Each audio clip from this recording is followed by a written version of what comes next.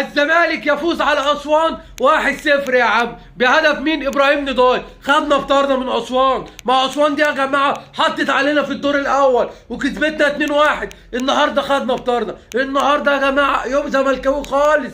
النهارده الزمالك في كرة اليد كسب المارد الاحمر، كسب النادي الاهلي، خد منه كاس الكؤوس الافريقيه. نرجع نقول تاني بنحبك بجد يا كرة اليد، بنحبك بجد يا كرة اليد. ايوه كده، الزمالك بقاله فترة كبيرة ما بيفرحناش، الزمالك بقاله فترة كبيرة معكنين علينا، بيخلينا كرهنا كرة القدم. النهارده يوم زملكاوي، النهارده كسبنا مباراة في الدوري وكسبنا مباراة في كرة اليد، كسبنا بطولة في كرة اليد.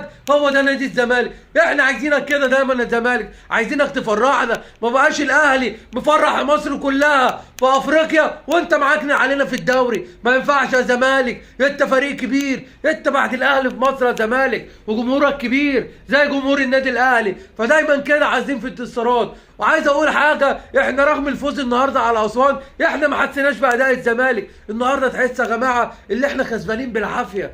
احنا مش عايزين نضحك على جمهور نادي الزمالك، احنا النهارده كسبانين اسوان بالعافيه. الماتش تقيل واللعيبه تقيله ورجلها تقيله، وانا والمدرب برضو عنده غلطات كبيره قوي في الملعب يا جماعه. بس احنا بنقول ها زقه لقدام، عايزين نخرج من الكبوه اللي نادي الزمالك فيها. مش هيبقى اللعيبه ومجلس الاداره على جمهور نادي الزمالك. جمهور نادي الزمالك يا جماعه نفسه يفرح، نفسنا نفرح من قلبنا، نفسنا ناخد بطوله. بقالنا فتره كبيره ما بناخدش بطوله في اي لعبات، بقالنا فتره كبيره ما فرحناش. النهارده فرحنا بجد، فرحنا بجد لان الزمالك كان وحشنا، كان وحشنا الانتصارات. انا بشكر كل اخواتي الزملكاويه والاهلاويه. النهارده يا جماعه اهلاويه كتير بعتوا لي رسائل باركولي، والله العظيم حسسوني اللي احنا صعبانين عليهم. جمهور الزمالك صعبان على جمهور الاهلي والله. فالنهارده يا جماعه اهلاويه كتير باركولي على فوز الزمالك في الدوري على اسوان، وباركولي على فوز الزمالك بكاس الكؤوس الافريقيه. وده فعلا اخلاق الفرسان.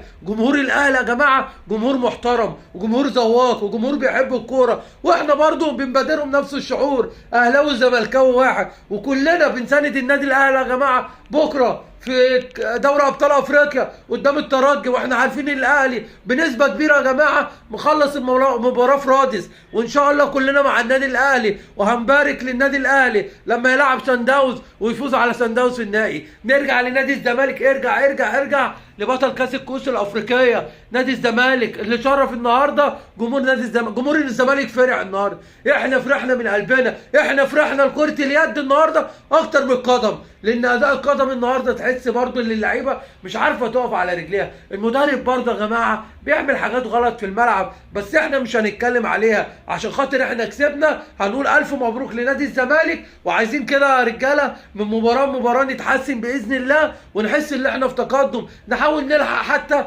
الكونفدراليه يا جماعه، نلعب كونفدراليه بلاش دوري الابطال، لان احنا شايفين ان احنا فرقتنا واقعه. بلاش دوري الابطال. فكلنا بنساند نادي الزمالك ونقول عاش نادي الزمالك، وكل التوفيق لاخواتنا وحبايبنا في النادي الاهلي. وبنقول كلنا برضو افريقيا يا اهلي، عاش الكره المصريه وعاشت مصر. والف مبروك لنادي الزمالك، والف مبروك لكوماندوس نادي الزمالك.